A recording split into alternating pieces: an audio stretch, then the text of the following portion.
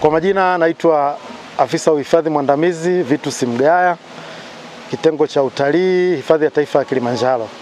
Siku ya leo tumekusanyika mahali hapa kwa ajili ya kumuaga au kumflag off ndugu yetu Bwana Deo, ambaye ni mtu mwenye ulemavu au changamoto ya viungo, ambaye anaanza safari yake ya siku 6 ya kupanda mlima Kilimanjaro mpaka kileleni.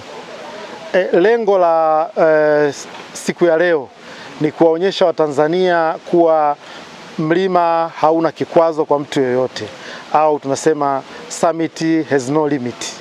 Kuwa kila mmoja, haijalishi una hali gani ya maungo ya mwili, basi una uwezo wa kufika juu ya kilele cha mlima Kilimanjaro. Tumekuwa na watu wenye changamoto za viungo wengi sana kutoka sehemu zingine za dunia.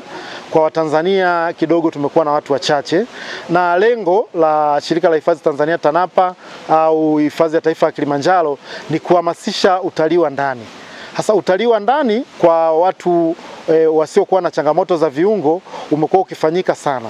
Hasa ni zamu ya kuhamasisha watu wenye changamoto mbalimbali au watu wenye ulemavu, hasa watalii wa ndani, ili kuonyesha kuwa sisi wa Tanzania,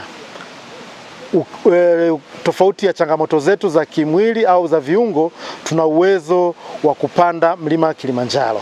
Tuna miundombinu mizuri tu ambayo inasapoti mtu yoyote. Ndio maana kumekuwa na kwa watu wa nje na uhamasishaji mkubwa sana wa kuja kupanda mlima Kilimanjaro, lakini sasa tunawaambia Watanzania kuwa mlima wetu au miundombinu yetu ni rafiki